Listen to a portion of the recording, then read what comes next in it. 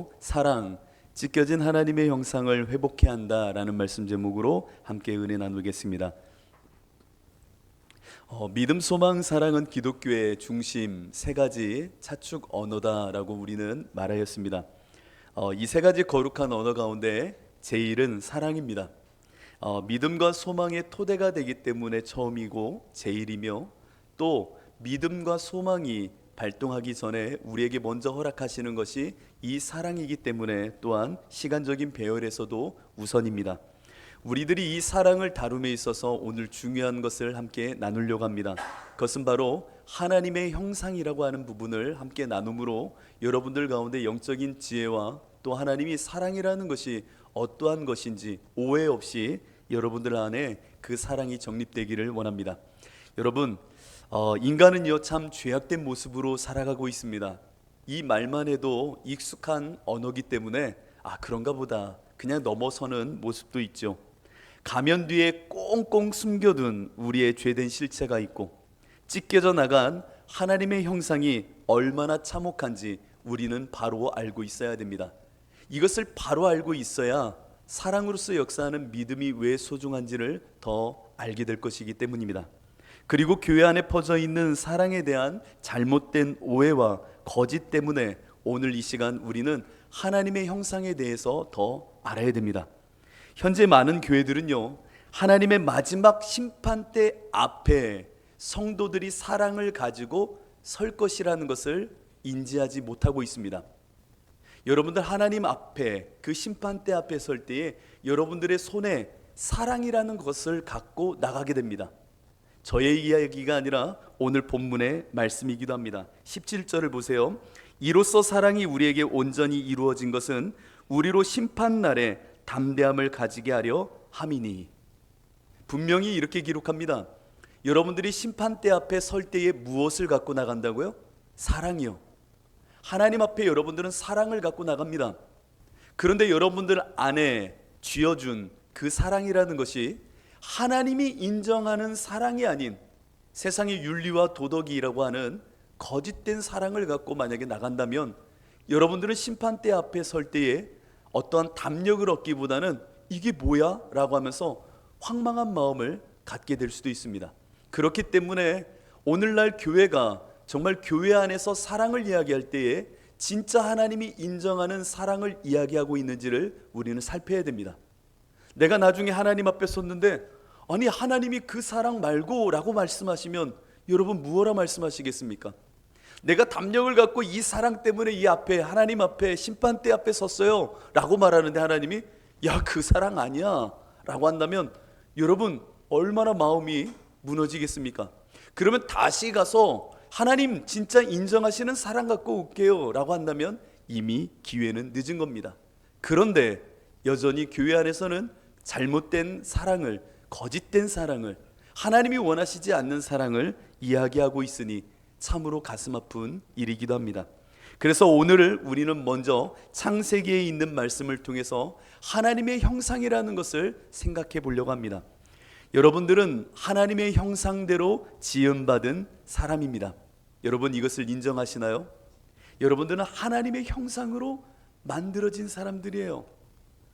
옆에 분들 웃지 마십시오. 왜 이렇게 만드셨대? 이렇게 그 얼굴 보고 그러시면 안 되고, 이제 설교를 그래서 잘 들어야 돼요. 그냥 왜 이렇게 만드셨어? 실수하셨나? 이렇게. 근데 하나님의 형상대로 우리를 지으셨어요. 근데 하나님께서 말씀으로 이 땅을 창조하실 때에 창조의 역사 가운데 하나님의 형상으로 인간을 짓는 이 부분을 유심히 한번 보시기 바랍니다. 창세기를 보면요, 하나님이 이르시되 빛이 있으라 하시니 빛이 있었고, 말씀으로 이 땅을 창조하시는 모습입니다. 그래서 무에서 유를, 말씀을 갖고 창조하시죠. 우리 하나님은 말씀에 인격적 관계의 창조를 이루시는 겁니다. 하나님이 이르시되 물들은 생물을 번성하게 하라, 땅 위 하늘의 궁창에는 새가 나르라 하시고, 또 하나님이 큰 바다 짐승들과 물에서 번성하여 움직이는 모든 생물을 그 종류대로, 날개 있는 모든 새를 그 종류대로 창조하시니 하나님 보시기에 좋았더라. 하나님은요 모든 걸 말씀으로 창조하십니다. 근데 말씀으로 창조할 때 종류대로 창조하십니다. 종속강목계 이거 많이 배우셨죠? 종속강목계 배우셨죠? 여러분들 배우셨습니다. 분명히 배우셨습니다. 하나님은 종류대로 말씀으로 그 군단위로 만들어내십니다. 그런데 참 독특한 장면이 하나 나옵니다. 그것은 바로 하나님이 인간을 만드시는 장면입니다. 하나님이 이르시되, 우리 창세기 1장 26절과 27절에 있는 말씀인데요, 제가 하겠습니다. 네, 창세기 1장 26절로 27절에 있는 말씀을 저와 함께 읽어보겠습니다. 하나님이 이르시되, 우리의 형상을 따라 우리의 모양대로 우리가 사람을 만들고 그들로 바다의 물고기와 하늘의 새와 가축과 온 땅과 땅에 기는 모든 것을 다스리게 하자 하시고, 하나님이 자기 형상 곧 하나님의 형상대로 사람을 창조하시되. 여기까지만 읽겠습니다. 하나님께서는 인생을 만드십니다. 하나님이 인생을 만드실 때에 하나님의 형상을 따라 우리의 모양대로 우리가 사람을 만들자라고 말씀하시면서 인생을 만드십니다. 여기서 재밌는 표현이 나옵니다. 하나님께서 하나님의 형상대로 그 모양을 따라라고 하는 장면입니다. 형상과 모양, 똑같은 동의어라고 할 수 있는 이 단어를 사용하십니다. 그러니까 성경에서 동의어를 사용한다는 것은 강조하겠다는 얘기고, 상호 보완을 위해서 사용하는 것이 이 동의어의 사용입니다. 하나님의 형상을 따라 우리의 모양대로 만들자. 형상과 모양, 상호 보완하며 그것을 통하여 인간의 가치 있음을 강조하고 있는 모습입니다. 그런데요, 정말 재밌는 장면이 또 하나 나옵니다. 그것은 바로 우리라고 하는 복수형입니다. 우리의 형상을 따라 우리의 모양대로 우리가 사람을 만들자라고 말씀하시는 장면입니다. 우리, 삼위 하나님께서 만드는 장면입니다. 그런데 여기 잘 보세요. 삼위 하나님께서 만들어 내시는데 삼위의 의논이라고 하는 것이 발생하고 있습니다. 삼위 하나님이 서로 의논을 한다고요. 여러분 잘 보시면 하나님이 자기 형상대로 우리를 만들 때에 우리의 형상을 따라 우리의 모양대로 우리가 사람을 만들고, 그리고 뭐라고 하십니까? 다스리게 하자 하시고 라고 하면서 의논을 하는 겁니다. 저들로 하여금 다스리게 하자라고 하면서 의논을 통해 하나님께서 우리 인생의 그 모습을 만들어내실 때에 하나님의 형상을 따라 만드셨다라는 겁니다. 얼마나 존귀하게 만드셨는지를 우리에게 보여주는 장면이잖아요. 하나님께서 인간을 만드실 때 당신의 형상을 따라 의논하며 강조하며 그것을 보듬어가며 만드셨던 장면입니다. 그러면 하나님의 형상이라는 게 무엇일까요? 그 하나님의 형상은요, 닮은 존재, 대표하는 존재로 우리를 만드셨다는 의미입니다. 하나님을 닮았다는 거예요. 하나님을 닮은 존재, 하나님을 대표할 수 있는 존재로 우리를 만들어내셨다라고 하는 것이 하나님의 형상으로 우리를 만드셨다는 의미이기도 합니다. 이 말씀이 잘 들어오지 않는다면 이사야 43장 7절에 있는 말씀을 보면 조금 더 이해할 수 있습니다. 우리 함께 읽어볼까요? 내 이름으로 불려지는 모든 자 곧 내가 내 영광을 위하여 창조한 자를 오게 하라. 그를 내가 지었고 그를 내가 만들었느니라. 여기서 내 이름으로 불려지는 모든 자가 바로 하나님의 형상을 가진 자라고 하는 의미입니다. 하나님의 이름으로 불려질 자들의 그 모습을 하나님은 기대함으로 하나님의 형상을 따라 만드셨다라는 겁니다. 그러니까 여러분 각자는 하나님의 이름으로 불려질 자라는 겁니다. 내 이름으로 불려지는 자가 아니라 하나님의 이름으로 불려져 그 하나님의 능력과 속성과 하나님의 어떠하심을 담을 그릇으로 하나님께서 만들어 내셨다라는 겁니다. 여러분들은 스스로 있을 수 없는 자잖아요. 그래서 스스로 계신 하나님께서 당신의 이름으로 불려질 자로 여러분들을 그릇 삼아 만들어 두셨다라는 겁니다. 그래서 여러분들은 이제 하나님의 그 속성과 능력과 그분의 뜻을 담아내는 그릇이 된 것입니다. 이것이 하나님의 형상이라고 하는 것의 의미이기도 합니다. 얼마나 귀한지 모릅니다. 여러분들은 참 소중한 사람들입니다. 하나님께서 이렇게 존귀하게 당신의 뜻과 이름과 속성을 두실 정도로 만들어내신 인물들이라는 겁니다. 이 정도로 놀라지 않는다면 다음 말씀 한번 들어보세요. 우리에게 허락한 하나님의 형상을 완벽하게 원형으로 구현한 이가 있으니 누굽니까? 예수님이십니다. 나에게 허락한 이 형상은요, 예수 그리스도가 육신을 입고 이 땅에 오셨을 때에 그 원형으로 오실 정도의 모습을 우리에게 허락하셨다라는 겁니다. 그래서 고린도후서 4장 4절을 보면 그 중에 이 세상의 신이 믿지 아니하는 자들의 마음을 혼미하게 하여 그리스도의 영광의 복음의 광채가 비치지 못하게 함이니 그리스도는 하나님의 형상이니라. 뭐라고요? 예수가 하나님의 형상이라는 겁니다. 우리의 이성으로 어찌 하나님의 형상을 볼 수 있겠습니까? 그렇게 육신의 옷을 입고 오신 예수님, 그 예수님은 하나님의 형상으로 우리 앞에 보이니, 이야, 하나님의 형상이란 이런 거구나라고 우리가 감각하며 볼 수 있는 모습으로 오셨다라는 겁니다. 얼마나 우리가 하나님의 형상으로 지어졌다는 게 소중하고 귀한지 모릅니다. 그런데 인생은 범죄하였고 범죄하는 그 가운데 이 하나님을 버리게 됩니다. 버리는 그 순간에 우리 안에 하나님의 형상은 찢겨져 나가기 시작했고, 하나님의 형상이 완전히 다 사라진 건 아니지만 흔적만 남는 자, 본질적인 기능은 사라진 채 외형만 남은 하나님의 형상을 가진 자가 되어졌다라는 겁니다. 여러분, 하나님의 형상을 갖고 있었던 우리가 하나님 안에서 정말 이 형상대로 살았으면 좋았을 것을, 그 형상이 찢겨진 채로 살아가니 우리의 인생은 이제 하나님이 남겨주신 하나님의 형상의 외형을 잘못된 모습으로 사용하기 시작하는 겁니다. 자, 하나님이 우리에게 남겨주신 하나님의 형상은 모양으로 우리 안에 그래도 남아있는데 그 모양의 형태는 다음 세 가지로 남아 있습니다. 이성이라는 겁니다. 우리 안에 하나님의 형상은요, 남겨진 그 어떤 잔여물처럼 있는데 그 가운데 하나가 이성이라는 겁니다. 내가 무언가를 판단하고 생각하고 결정할 수 있는 이 모든 것, 이게 바로 하나님이 남겨주신 하나님의 형상의 일정 부분입니다. 또 하나, 하나님께서는 우리에게 자율성이라고 하는 것을 주셨습니다. 스스로 판단하고 스스로 결정할 수 있는 자유의지를 우리 안에 불어넣어 주셨다는 겁니다. 또 하나를 주셨죠. 그것은 바로 영이라고 하는 겁니다. 가시적인 표상을 넘어서 불가시적인 보이지 않는 것을 생각하고 상상할 수 있는 영적인 범주를 말할 수 있는 자, 이것이 우리에게 남겨진 하나님의 형상에 남겨진 자녀물입니다. 이것을 갖고 우리는 어떻게 살고 있습니까? 하나님을 향하여 나아가기보다는 자기의 욕심과 욕망을 위해 이성과 자율성과 영적인 범주의 것들을 사용하고 있으니 하나님은 참 답답하실 노릇입니다.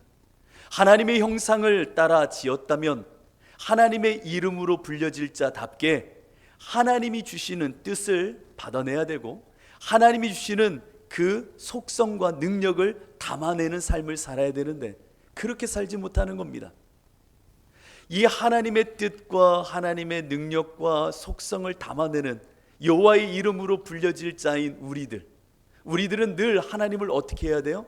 바라봤어야 돼요. 그 하나님을 향할 본성적으로 하나님의 형상을 갖고 있으니 하나님 나에게 말씀하세요. 하나님의 능력이 임하길 원해요. 하나님의 속성이 내 안에 임하길 원해요. 하나님의 그 뜻이 내 안에 임하길 원해요 라고 하면서 늘 하나님을 바라보아야 됩니다. 왜요? 하나님의 형상으로 지어졌기 때문에, 하나님의 이름으로 불려질 자이기 때문에 그 하나님께 집중하고 내 모든 본성이 그 하나님께로 향해야 옳았다라는 겁니다. 여러분, 이 부분에서 어거스틴은 참으로 놀라운 우리 안의 속성 하나를 알려줍니다. 어거스틴의 고백 가운데 이런 고백이 있습니다. 물체는 자체의 무게로 인해 제자리를 향해서 움직입니다. 그러니까 이 물체라는 것은 자체의 무게감이 있어서 자신이 있어야 될 제자리로 움직인다는 겁니다. 그 무게의 운동은 반드시 밑으로만 움직이는 것이 아니고 그것의 고유한 제자리를 향해서 움직입니다. 이 어거스틴의 성경을 바라보는 통찰을 보십시오. 돌은 밑으로, 불은 위로, 제각기 각 자기의 무게로 인하여 제자리를 찾아 운동을 합니다. 물 속에 부은 기름은 물 위로 떠오르고 기름 위에 부은 물은 기름 밑으로 가라앉습니다. 정말로 맞는 이야기죠. 그리고 나선 이렇게 결론을 내립니다. 우리 함께 읽어볼까요? 이와 같이 모든 것은 제 무게로 인해 제자리를 찾아 움직입니다.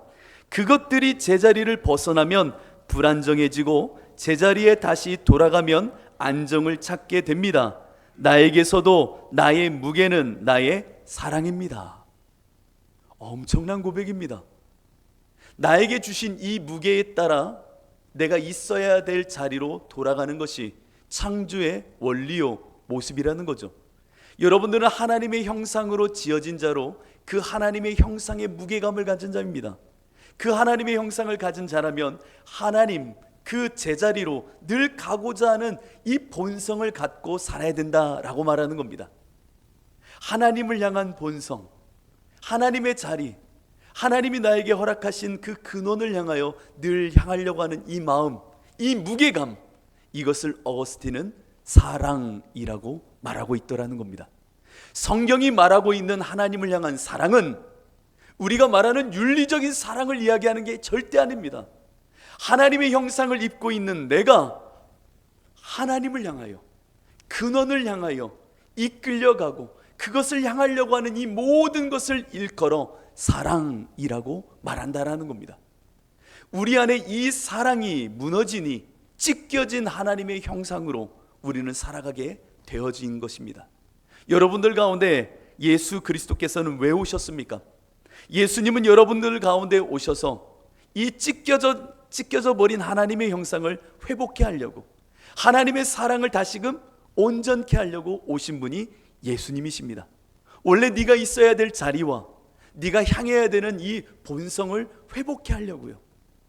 이것을 하나님께서 회복해 하시려고 하나님의 형상이 이 땅에 오셨으니 그분이 예수 그리스도라고 하는 분이십니다. 여러분, 그 예수 그리스도를 따라 우리는 살아야 됩니다. 그 예수 그리스도를 통하여 우리의 찢겨진 형상은 회복되어야 된다는 겁니다. 곧 사랑이 회복되어야 된다는 것이죠. 만약에 이 회복이 없으면 우리의 인생은요, 육체의 본성을 따라 살기 시작합니다. 육체의 본성을 따라가는 우리의 모습을 성경은 육이 되어졌다라고까지 말씀하십니다. 창세기에 있는 말씀입니다. 창세기 6장 3절을 보면 이렇게 기록합니다. 여호와께서 이르시되 나의 영이 영원히 사람과 함께하지 아니하리니 이는 그들이 무엇이 됨이라? 육신이 됨이라. 하나님의 형상이 찢겨져 나가고 하나님의 형상이 훼손되니 남겨진 것은 육신이라는 겁니다. 내 안에 하나님을 향한 영적인 속성, 하나님을 향한 이끌림, 거부할 수 없는 하나님의 그 인도하심, 그 하나님을 지향하는 것, 이것이 찢겨져 나가고 무너져 버리니 남는 것은 육신이더라 라고 하는 말입니다. 우리는 육신이 돼버린 인생이 된 것이죠. 그러면 육신을 따르는 인생들은 어떠한 모습으로 삽니까? 여러분, 제가 지난주에 여러분들을 잘 아시는 찬양 중에 이런 찬양이 있죠. 여러분들도 아실 겁니다. 제가 갑자기 생각이 안 나네요. 따따다따다라다라다. 이 찬양 아세요? 그게 뭐예요? 여러분들 안에 이 찬양, 이 독일의 한 신학자의 인생이기도 하지만 그 독일 600만 명이 유태인의 학살 속에 죽어져 나갈 때에 끝까지 생명으로 자신의 몸부림을 쳤던 목회자가 한 명 있습니다. 혹시 아십니까? 혹시 아십니까? 모르시는구나. 그런 인물이 있습니다. 보네포라는 목사님이 계십니다. 그 보네포 목사님의 찬양이 요즘 유행하잖아요. 근데 보네포 목사님의 그 일대기를 다룬 영화가 있어서 갔다 왔습니다. 근데 지성의 본산이라고 할 수 있는 독일에서 600만 유태인들이 학살을 당하게 됩니다. 단순히 이 사건을 평가할 것이 아니라 인생의 면모로 한번 보시기 바랍니다. 그 당시에 많은 사람들을 600만 명이라는 유대인들이 죽어나갈 때에 그들을 살해하고 그들을 죽였던 이들은 아주 평범한 청년이었고 아주 평범한 군인들이었습니다. 그들이 그들을 죽일 때에는 굉장히 단순하게 죽이게 됩니다. 어떠한 단순함? 바로 동조심리라고 하는 거였습니다. 위에서 말하는 명령이니까 아무 사고도 하지 않고 그 600만 명을 죽인 겁니다. 그냥 내려진 명령을 따라 우리 청년들이 아무런 생각 없이 동조심리에 따라 그들을 죽였다라고 하는 겁니다. 그래서 안나 아렌트라는 사람은 이렇게 그 당시의 일을 평가하지요. 악의 평범성이라고 말입니다. 뭐라고요? 악의 평범성. 자신의 중심이 없고 자신의 생각하는 바가 없고 확고한 진리관이 없으니 그냥 위에서 내려준 말을 따라, 위 상사가 말하니 그냥 동조심리에 따라 그냥 자신이 그와 같은 살해 행위에 참여하게 된 것입니다. 이 악의 평범성을 우리는 본다면 하나님 없는 찢겨진 형상을 갖고 있는 내가 무엇을 향하여 살아가는지를 보게 됩니다. 하나님이 없는, 하나님의 찢겨진 형상을 갖고 있는 인생들은요, 세상을 향하여 사랑합니다. 육체의 본성을 향하여 동조 심리를 따라 어떠한 생각도 판단도 하지 않고 그것이 자연스러운 자신의 인생이겠거니 라고 생각하면서 그쪽을 향하여 나아가는 겁니다. 무엇이 진리이고 무엇이 참 하나님이 주시는 평안인지에 대한 자기 점검과 고민이 없으니, 분별지가 없으니 스스로의 육체의 본성을 따라 누가 이렇게 행했으니 나도 그렇게 행할 수 있어, 아무 생각도 없이 동조하는 마음으로 그것을 따르는 속에 유태인 600명이 죽어나갔던 겁니다. 평범한 청년들이 죽인 거예요.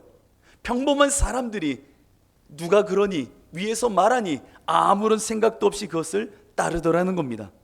여러분들, 우리 안에 하나님의 형상이 찢겨져 나가면요, 이와 같이 하나님을 향하여 사랑하고 그것에 이끌려 내 인생의 존재의 무게중심이 하나님께로 향해야 되는데 그것을 차단해버린 채 세상을 향한 사랑으로 빠져가게 되더라는 겁니다. 여러분, 이것을 회복해야 됩니다. 이것을 회복해야 진짜 우리 안에 사랑이 역사하는 믿음이 일어나기 시작한다는 겁니다. 하나님의 형상의 원형이신 예수 그리스도, 그분은 우리 가운데 오시어 우리를 구원하십니다. 어떻게 구원하십니까? 로마서 8장 29절로 30절은 이렇게 말합니다. 하나님이 미리 아신 자들을 또한 그 아들의 형상을 본받게 하기 위하여 미리 정하셨으니 이는 그로 많은 형제 중에서 맏아들이 되게 하려 하심이니라.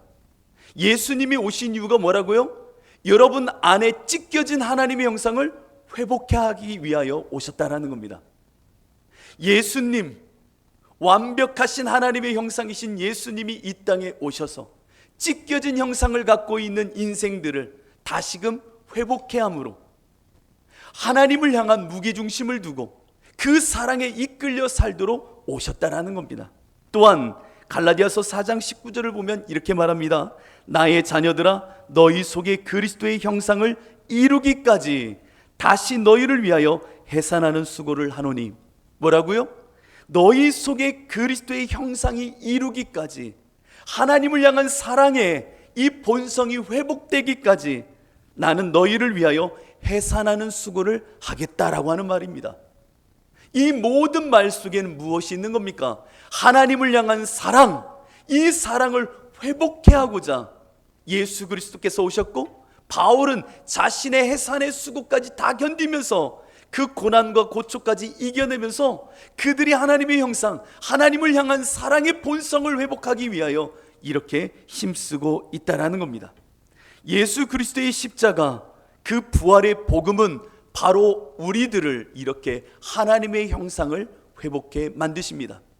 나는 죽고 예수로 산다는 것은 이제는 이전의 육체의 본성, 세상을 사랑하는 동조 심리와 같은 이 본성을 끊어버리고 이제는 예수와 함께 하나님의 형상을 회복하여 하나님을 향한 사랑을 우리 안에 넣어주시는 이 역사, 이것이 바로 나는 죽고 예수로 사는 역사라는 겁니다.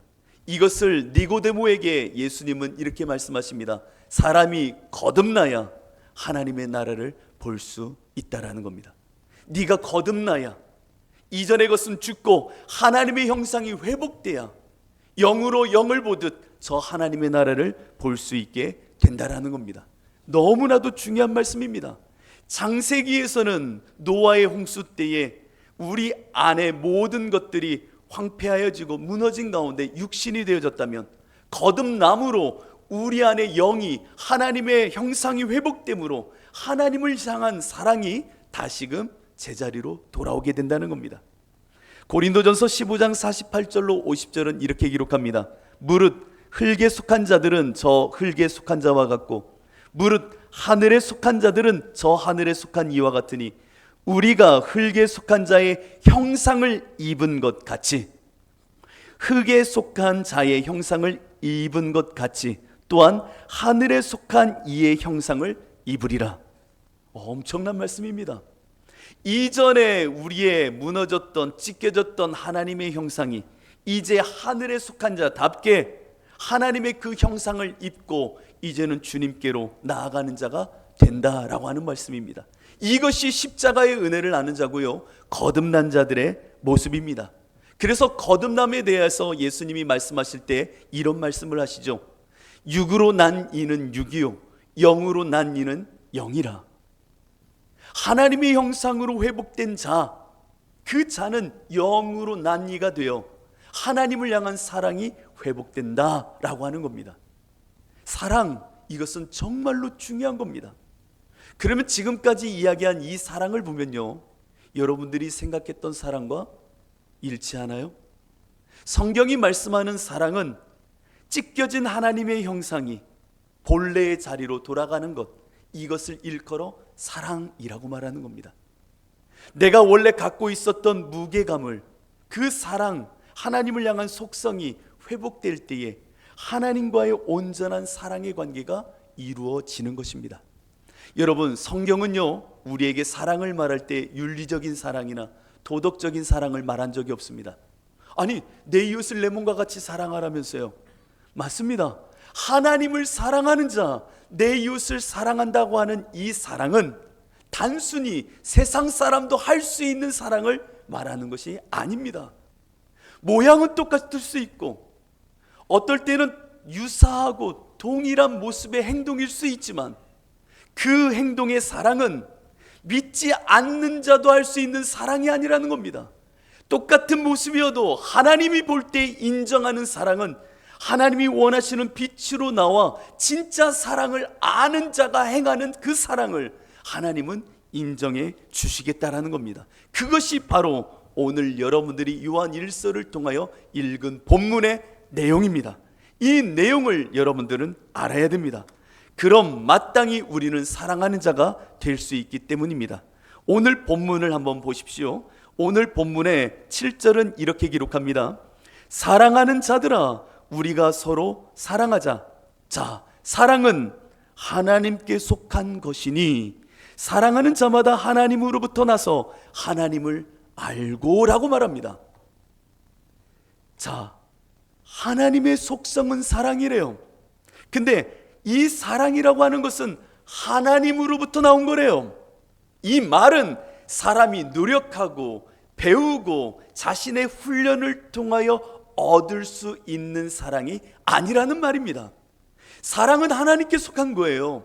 우리가 만들어낼 수 있는 어떠한 것이 아니라는 겁니다. 그 하나님을 향한 이끌림의 사랑, 이 사랑은 하나님으로부터 온 것입니다. 그 하나님을 아는 자, 하나님이 얼마만큼 나를 사랑하는지를 아는 자란 얘기는 내가 하나님이신 하나님의 형상이 회복될 때만이 그 하나님의 사랑을 알고 그 하나님의 기쁨을 말할 수 있게 된다는 겁니다. 여러분들, 요한일서는 이 이야기를 하고 싶은 거예요. 단지 내가 그것을 사랑하는 자, 세상 사람들과 똑같은 윤리적인 행동을 하는 자, 이것을 말하고 싶은 것이 아닙니다. 그렇기에 요한일서 2장으로 한번 가보십시오. 요한일서 2장으로 가면 이 부분이 분명하게 나타납니다. 7절입니다. 요한일서 2장 7절을 한번 볼까요? 사랑하는 자들아, 내가 새 계명을 너에게 쓰는 것이 아니라 너희가 처음부터 가진 옛 계명이니 이 옛 계명은 너희가 들은 바 말씀이거니와. 잘 들으셔야 됩니다. 이 요한일서는 굉장히 사랑장으로 우리한테 쉽게 읽혀지지만 굉장히 어려운 본문입니다. 7절에 옛 계명으로서의 사랑을 말합니다. 그리고 나서 8절을 읽어보겠습니다. 다시 내가 너희에게 새 계명을 쓰노니 그에게와 너희에게도 참된 것이라. 이는 어둠이 지나가고 참빛이 벌써 비침이니라. 여러분, 이 말씀이 이해가 됩니까? 같은 사랑을 읽었는데 옛 계명으로서 사랑이라고 하는 소리로 그 단어를 읽고, 또 8절에서는 다시 내가 너희에게 새 계명을 쓰는데 그에게와 너희에게도 참된 것이라. 이는, 지금 말하는 이 사랑은 어둠이 지나가고 참빛이 벌써 비침 속에 말하는 사랑이라 라고 하는 겁니다. 다르다는 얘기예요. 다르다는 얘기예요. 내가 지금 너한테 말하는 이 사랑은 옛 계명에서 사랑이 있었지. 사랑이 있었지. 근데 잘 들어. 잘 들어. 내가 지금 또 다시 새 계명으로 사랑 말하는데 이것은 없던 걸 말하는 게 아니라 똑같이 사랑이야. 근데 그 사랑은 하나님의 어둠을 뚫고 임한 참빛 안에서 내가 말하는 사랑이야 라고 말하는 거예요.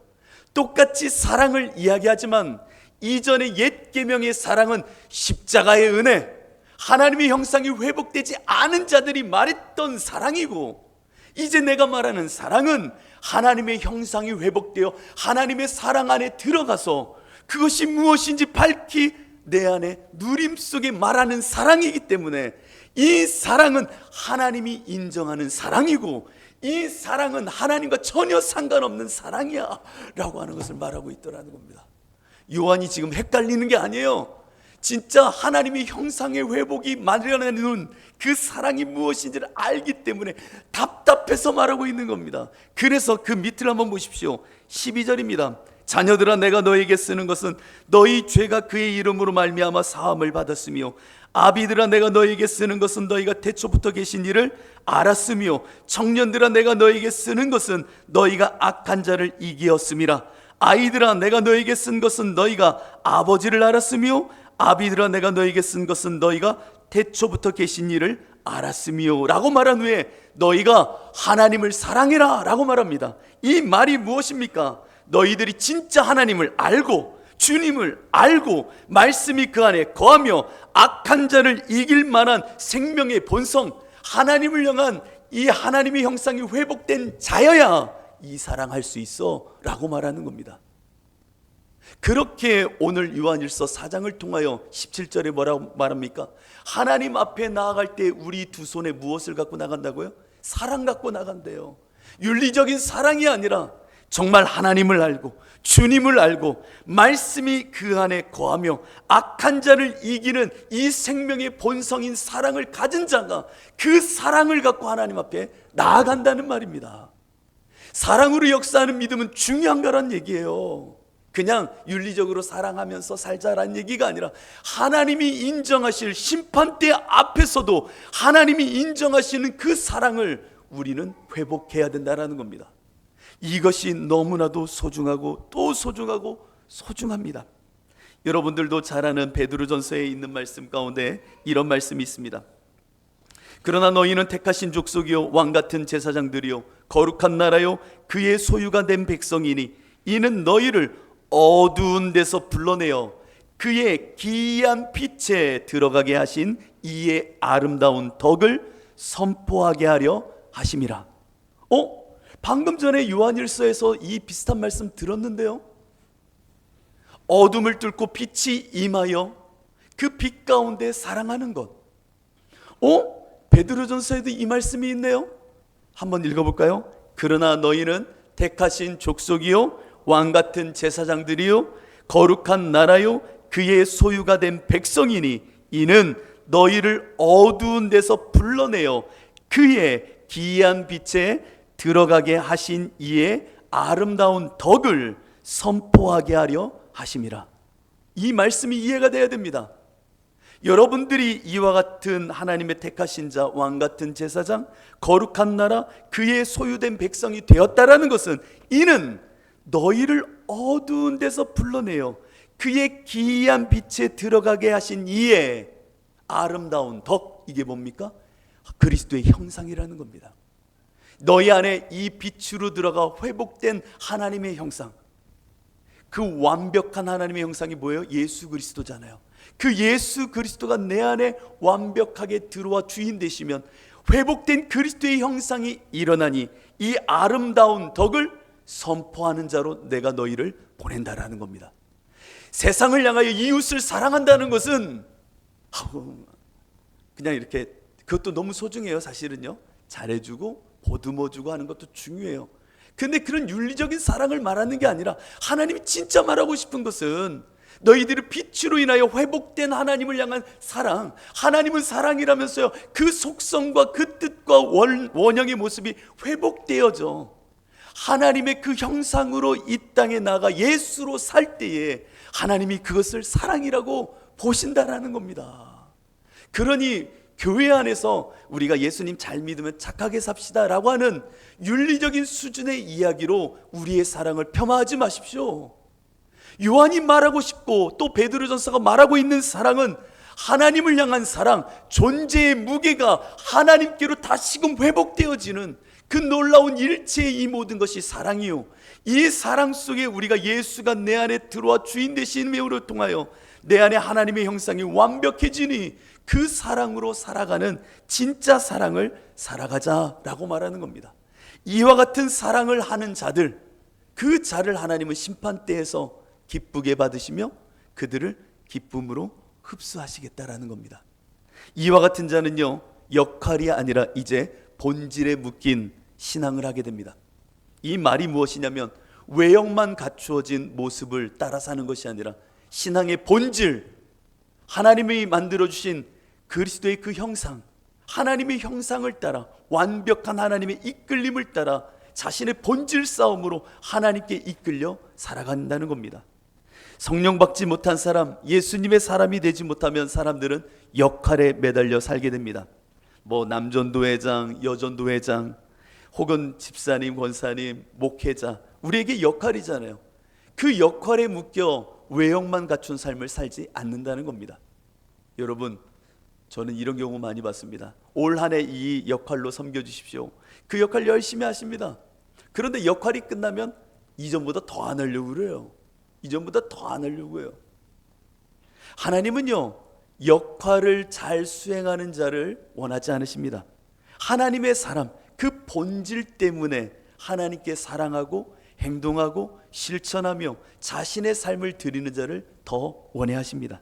사람은요, 자신을 역할로 자신을 파악하고 증명하고자 하는 속성이 있습니다. 그러나 그것은 속이 텅 빈 신앙인의 모습입니다. 가짜이기 때문에 그렇게 행했던 겁니다. 본질의 사람은 나의 역할과 상관없이 하나님의 사랑의 무게감에 이끌려 그 하나님이 원하는 대로 그리스도의 형상을 회복한 자의 모습으로 살아가게 된다는 겁니다. 여러분, 우리는 진짜 사랑으로 이끌려 우리의 삶을 끌고 가야 됩니다. 외형과 어떤 형식과 이것에 묶인 자가 아니라 본질을 향하여 내 안에 하나님이 만들어주신 이 형상을 회복해 하셨으니 하나님을 향한 이 놀라운 사랑의 이끌림을 따라 그 영적인 생명의 본성을 따라 영은 영으로 안다 하셨으니 영을 따라 정말 모든 것을 행할 때에 그것이 능력이 되고 사랑의 결과가 되고 하나님의 역사하심이 된다는 겁니다. 여러분 안에 진짜 하나님의 이 그리스도의 형상이 회복되어져 이루시는 사랑이 넘쳐나시기를 축복합니다. 이